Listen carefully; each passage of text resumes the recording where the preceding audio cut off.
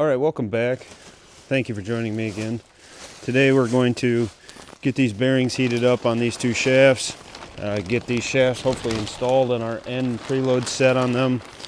I'd like to get basically assembled outside of having the master clutch parts, which I'm still waiting on. First things first today, Merry Christmas everyone. Thanks for joining me again.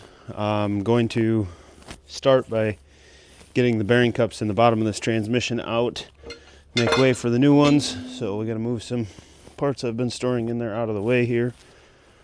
So we'll get those out of the way. We'll get the welder over here, pull those bottom two cups, and then hopefully we should have enough parts to get the shafts actually setting in here. And if we really get time today, I'd like to get the preload set on them, get everything close.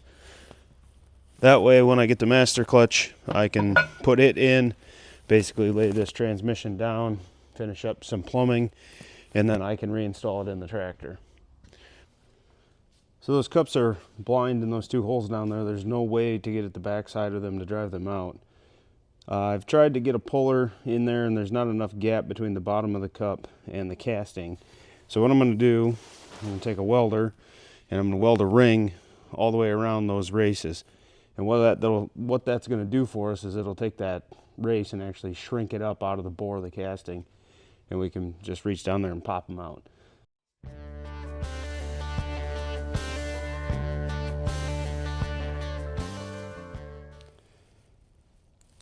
All right, so we've got a bead of welder on both of those races. So as that heat contracts, it's really the heat, not the weld, that contracts the race. So you can take a torch and heat them up red hot and they'll shrink up and you can pull them out. But in this case, we just use the MIG welder. It's a lot faster. So just weld a bead around the inside, and then as they shrink up, you should be able to reach down in there and grab those out of there.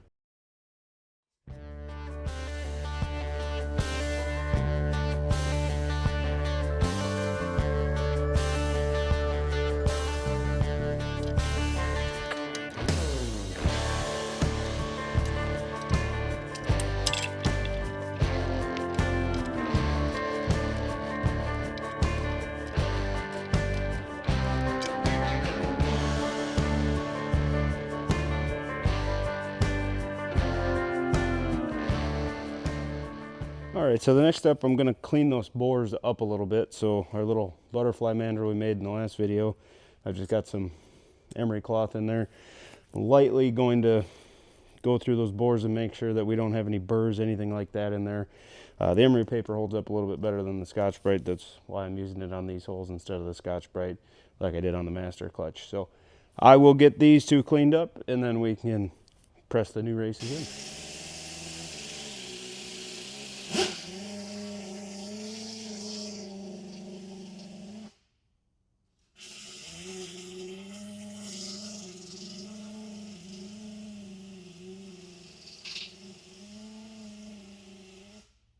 One nice feature about this transmission is that all the shimming is actually done with this top plate.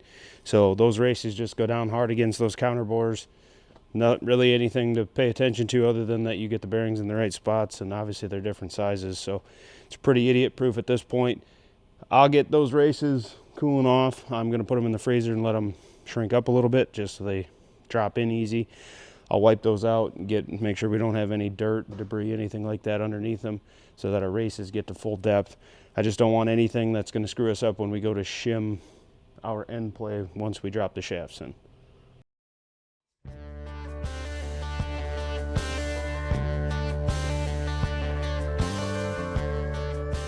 I'm not sure if you can see that down there, but there's one little welding BB that's stuck to this housing. Alright, so after a few minutes on the parts book, I figured out which of my pile of bearings goes where. I've got the races for the range housing in the freezer, and we need to get ready to put the rear input shaft bearing on.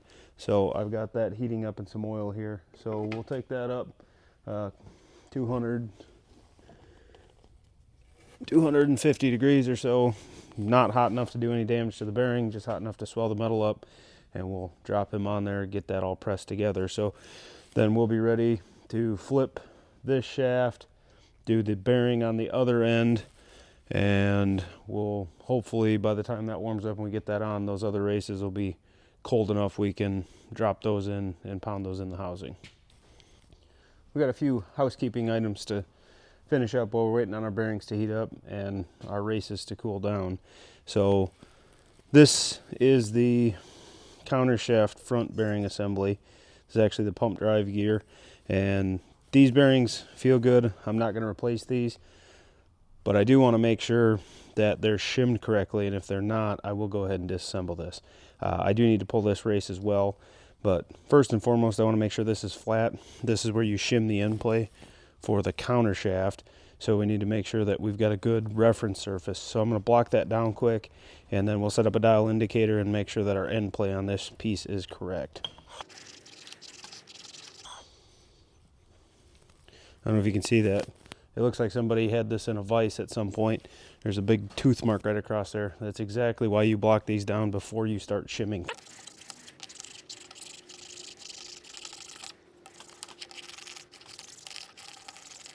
Now the goal here is not major material removal. You just want to make sure that your shim stock has somewhere flat to sit up against so that you're not getting incorrect readings or you don't have a hard time when you go to shim it. So you can see there, those teeth, hopefully you can see there's a few shiny spots around that where there's actually metal burrs raised up. So just taking a flat precision ground block and running over your surfaces quick is not a bad idea. Here's another good example. Somebody has whacked this and raised a big metal burr on the back of it. This reference is nothing, so this really doesn't matter as much. I just don't want this loose piece of metal in the transmission, so we'll block that off.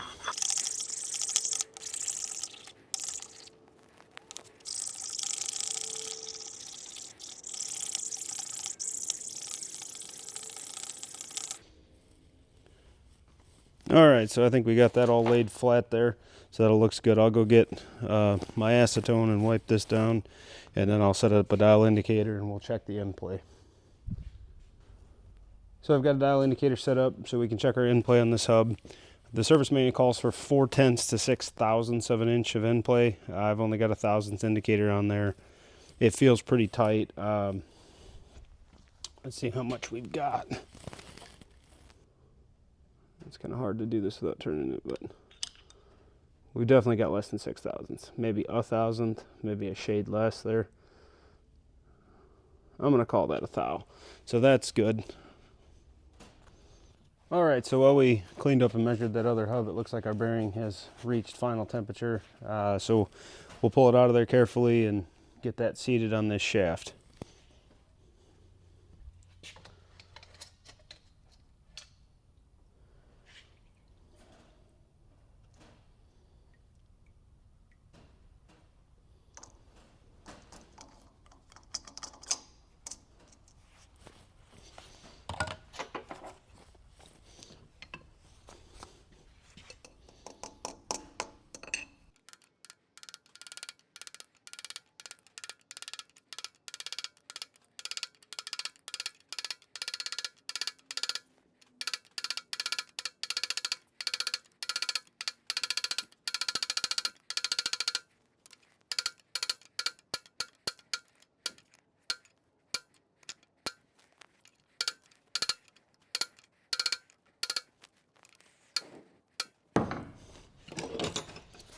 Now that we got it on there, take a bigger hammer, work our way around and make sure that it's seated solidly. Again, we don't want any end play on this. That's going to screw us up when we go to shim it. So, a couple things to note. Number one, I was using a race punch. So, punch is especially designed to drive bearings on like that. Only driving on the inner race, not hitting the cage, not screwing anything up. So that bearing is 100% fine. Just a tight fit. I probably could have went a little hotter on the heat, but it's on, so we can flip that over and do the other side, and then we can drive our cups in the bottom here.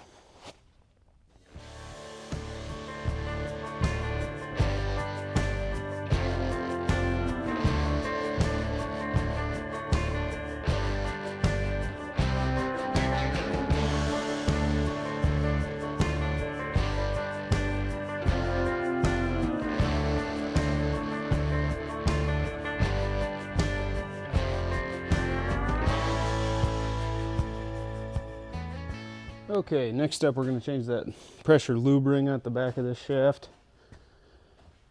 I actually can't flip this shaft over in this fixture. It doesn't clear the synchro hubs, and I really don't feel like screwing those up, so I'm going to replace this. And now that we've got the races in the housing, we're actually going to set the whole shaft in the housing to do the bearing on the other side. It's not the way I want to do it, but I don't really think I have a choice.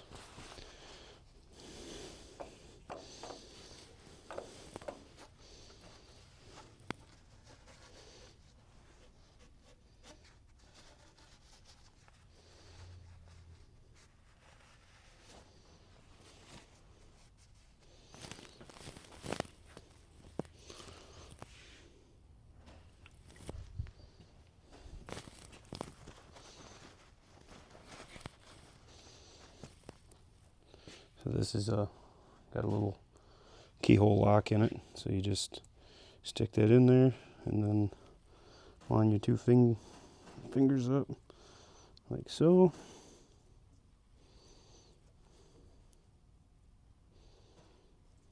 Maybe. And then that is installed. Okay, so that shaft is pretty heavy and awkward, and I grabbed a hold of it and forgot to turn the camera on, so it's sitting in there. You saw the steps leading up to it, so I'm not going to spin it around. It does feel nice. Bearing feels good. All right, so I got the other shaft set up in the stand. I'm going to start heating the bearing that goes on there. I'll start cooling the race that goes in that counter shaft pump drive gear hub that we measured the end play on. So I'll drop this in here to start heating up when it's hot, and when this race is cooled off, we'll go ahead and get those put together. Hopefully you can see by this odd race on the back of this tapered bearing. That one's going to take a little while to heat up, so we're going to get started on that.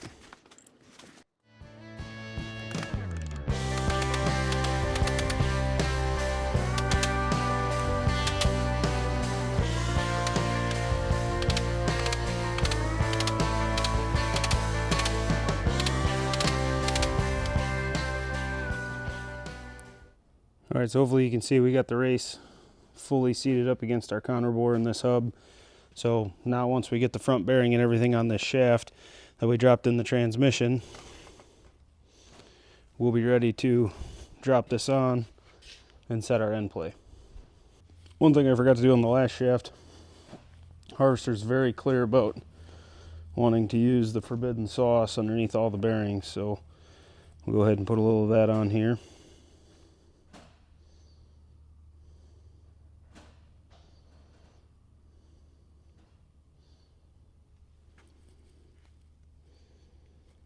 And as tight as this one was to get off, I can see why they would want you to do that.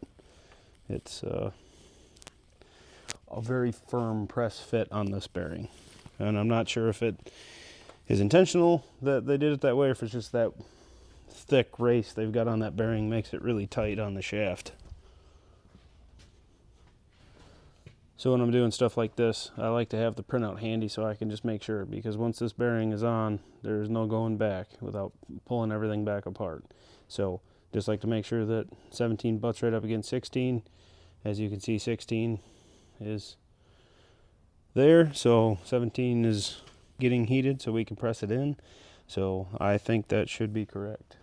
All right, so while we're waiting for our counter shaft bearing to heat up, we got to pull that bearing race out yet. I'm going to do it on the floor so I can do it vertically, hopefully keep the welding spatter out of the two bearings that are in there already.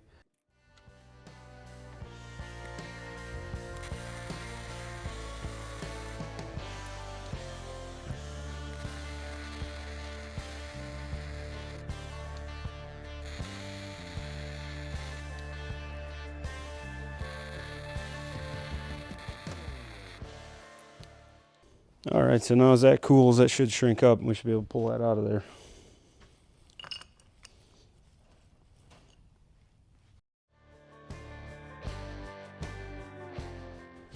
So as you can probably tell there, even with welding on the inside of the race, that's a pretty tightly machined fit. So a lot of the bearings in this transmission are that way. I prefer them that way. It means they're not going to slip later, not going to fall out of place, but does make them a bear when you got to change them.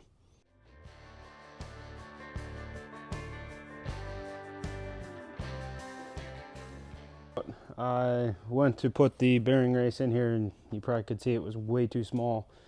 So I went back and double checked what got ordered, and they actually ordered me bearings for a 5088 for this. So a 52 and a 54 different.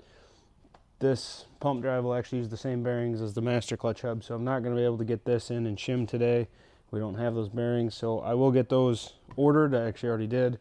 When they come in after Christmas, I'm sure now, I'll get this in and shimmed, and then we should be ready to wrap up assembly on the transmission and reinstall it. But I will go ahead and finish getting the bearing I do have on and getting that other bearing in on the input shaft, so I can at least shim that one shaft and have that part done, know my shim thickness for that. So in the meantime, I'll get this set back up, and just in waiting until I get the rest of my correct parts here. I really hate it when stuff like that happens.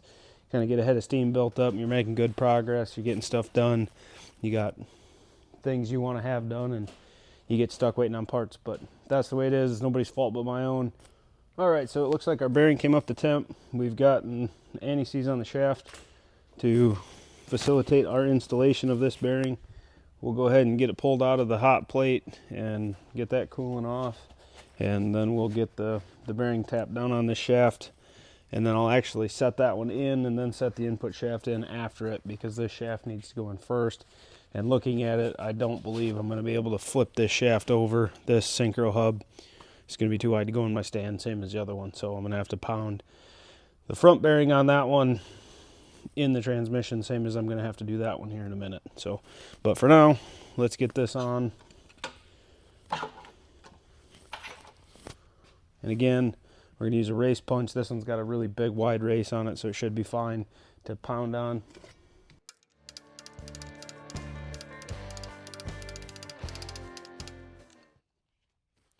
This race is actually wide enough, I don't know that I need the punch.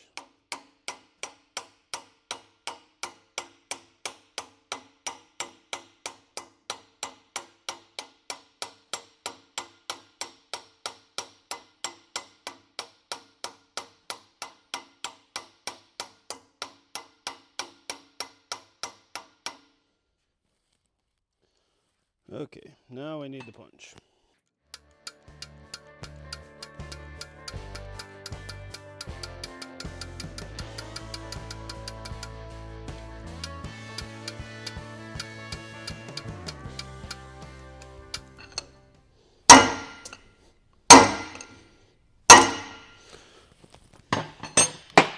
Looks and sounds like it's seated all the way, so that should be installed.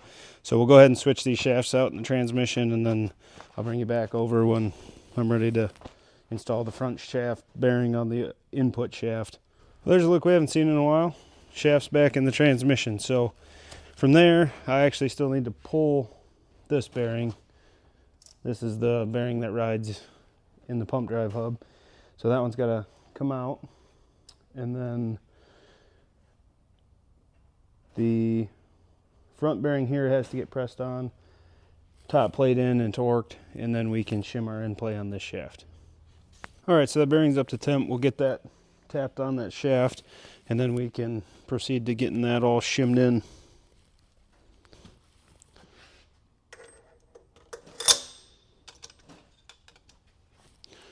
Alright.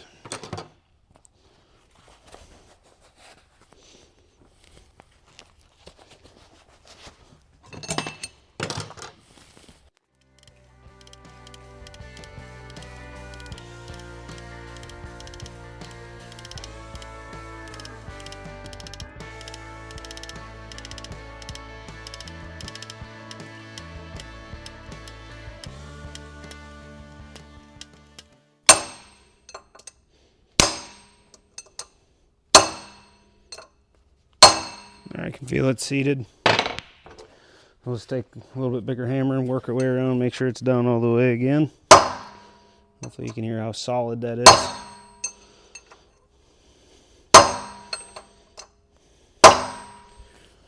Alright, and now we've got that one installed. So now the next step is going to be to drop the top plate in. So I'll go get that and we'll set that in here so you can see what that's going to look like.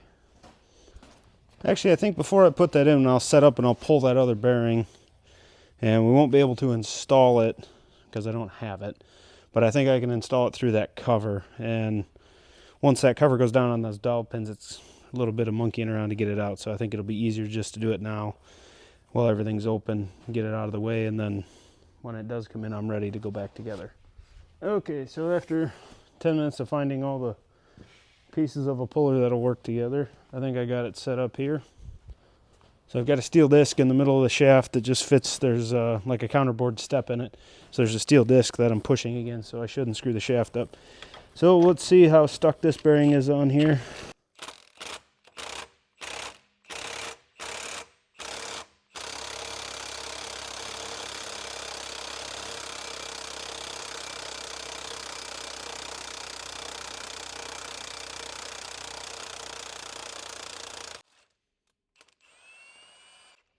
Not as bad as I thought. So pulled that right off. I mean, it was on there pretty tight, obviously, but kind of a shame because there's not really anything wrong with this bearing. But and this is that disc I was talking about that I stuck in there, so I didn't hurt this shaft when I pulled that bearing. Two other quick side notes here. This is the ring that goes behind the bearing. I just took it over and blocked it down. It had a burr kind of raised up on it from something, I'm not really sure what. And I'll clean the surface where the bearing rides with a little Scotch-Brite before we get too carried away. But then we should be ready to get that top plate in here and get our shimming done.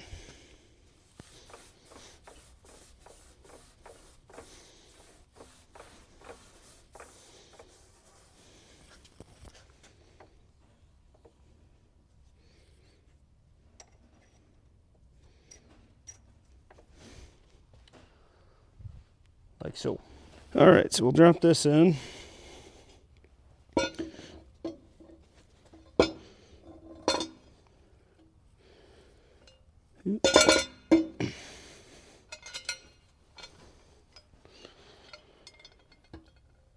There's some dowel pins we gotta hit, so make sure we get those in.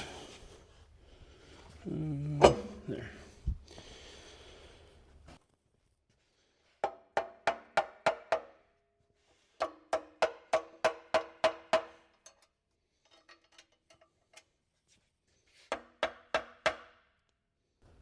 Alright, so in the assembly instructions in the service manual, Harvester says to give the input shaft 9 or 10 good hits on the end. Make sure the bearing's seated. Obviously, driving the bearing onto the shaft in there like we did, we probably seated that bearing if we didn't get it down all the way, but we'll make sure we follow their steps.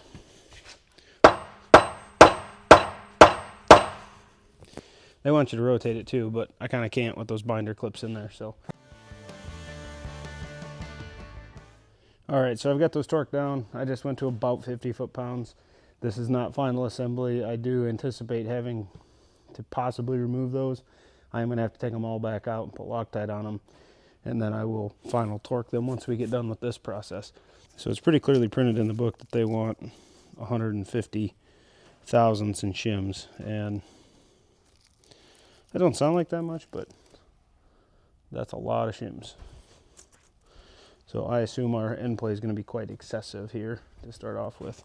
Right there. And I can tell just by looking that that is a lot. I don't even know if the bearing is close to the race there. I don't think it is.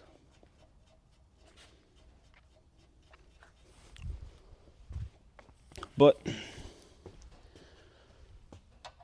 if we follow the steps in the book, it's awful hard to go wrong, so that's what we're going to do.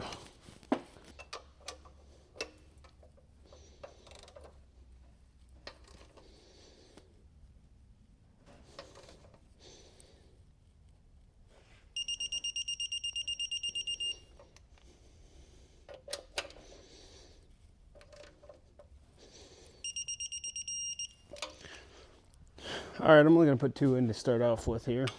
We've got the indicator set up on the end of our input shaft. So now what we're going to do is take a pry bar underneath the shaft and raise it and see how much end play we have.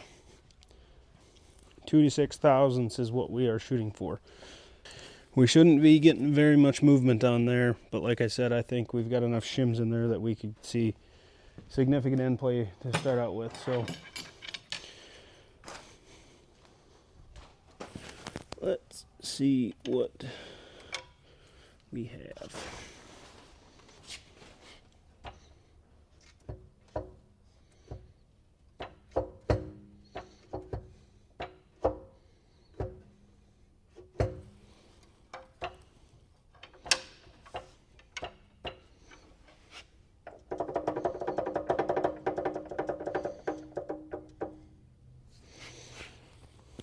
See, once we pop it up there that we've got, kind of jiggle it back down to 0, and that's that lube seal ring at the bottom of the shaft probably hanging us up a little. So if we go all the way up here, you can see that we've got almost 94 thousandths end play. So we need to take a significant portion of that out. We'll start by taking 90 thousandths or so of those shims out, and then come back and see how close we are.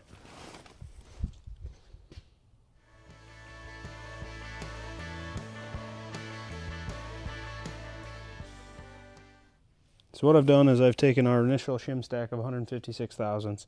We had 94 thousandths end play on that first check. So I'm going to subtract 94 thousandths from our 156 thousand. That leaves us with a remaining value of 62 thousandths.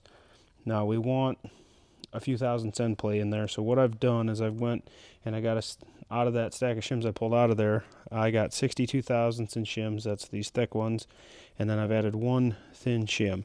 And that gives us a final dimension of 66 thousandths on that micrometer. So we'll put that back in, recheck our end play, see if we're anywhere close. If we are and we need to adjust, we'll do that at that time.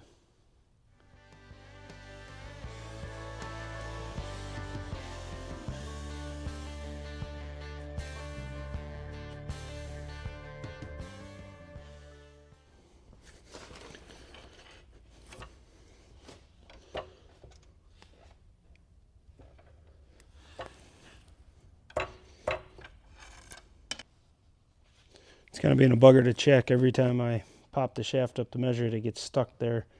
And I want to make sure that we're getting a true 0, make sure that we're getting an accurate reading. So let's try this again. So we're zeroed. Got about 6 thousandths.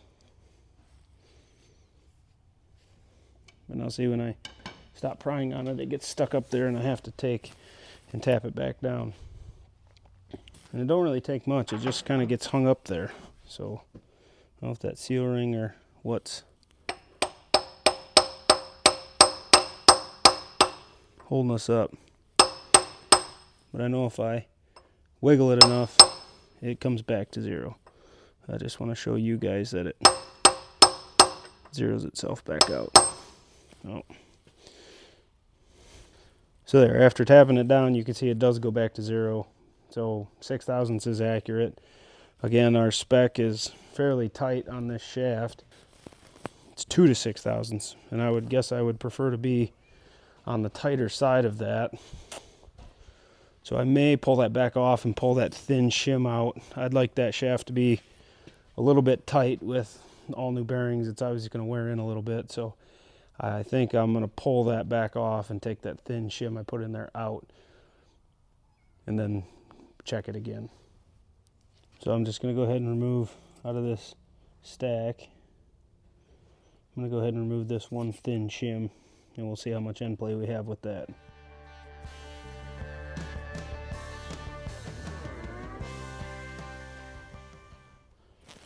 Alright, so we've got that shim removed. We'll see how much end play we've got now. Hopefully, like I said, our range is 2 to 6 thousandths. I'd really like to be on the tight side, so 3 thousandths is kind of the number I got in my head that I'd like to have. So let's see what we can get here.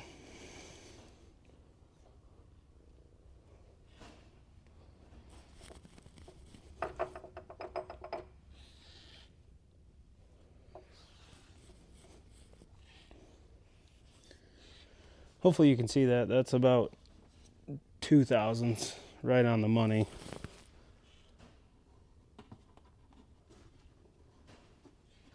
Sorry if the footage is a little shaky. My little helper friend here keeps playing with the cord. This is what I'm putting up with. Clean the transmission all out. Dusty cat.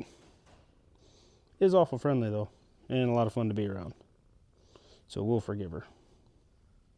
Okay, so after some more goofing around, I found this setup of shims here, which should bring us to 64 thousandths.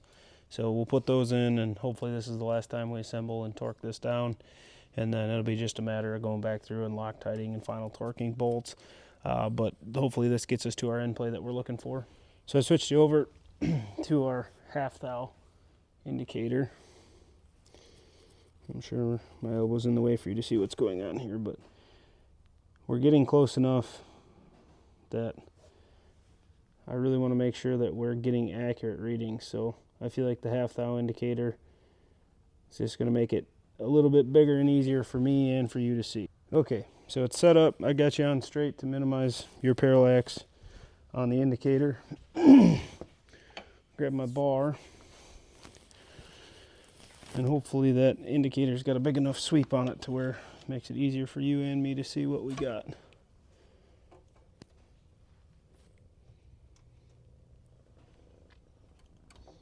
So it looks like we got about 4.5 thou there. I'm pretty happy with that. I think I'm going to stop there. That's, I think, as good as it's going to get for us. So I'm confident that it'll run there. There's a little bit of backlash. It's in spec. It's maybe not exactly what I was shooting for, but given the shims I have, the only way to make it work was to switch them out to these.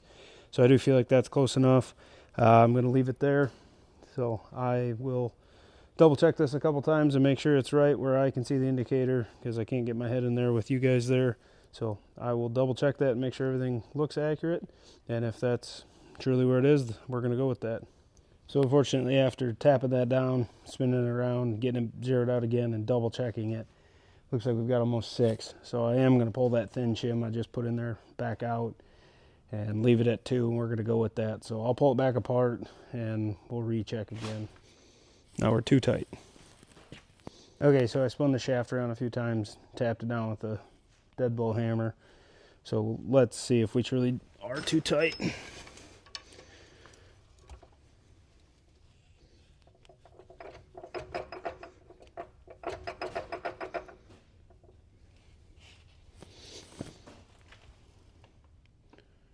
That's just to take over 1 thou. So we're definitely too tight with the shim removed, and we're too loose with it in, which doesn't make any sense because it's only a 3.5 thou shim. So something isn't making sense here. I retract my previous statement. It was a 5 thou shim, which would make sense why we have 1 now and we had 6 thou before.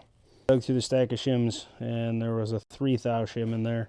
So I'm going to install that, and I think that's going to make it about perfect. That's probably going to put us in that 4-ish end play range like we were originally, and we're just going to call it there. Okay, so we've got it all set up again now with that 3 thou shim in there. I've got it tapped down. I'm hoping this is going to be it.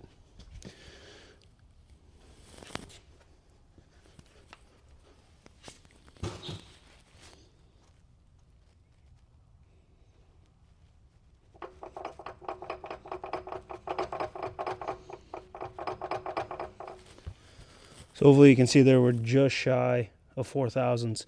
So that puts us right in spec. Again, that gives us a few thousandths for everything to wear in, and we're not so tight that everything's going to get hot. So I'm going to call it there. I appreciate you taking the time and watching this process with me.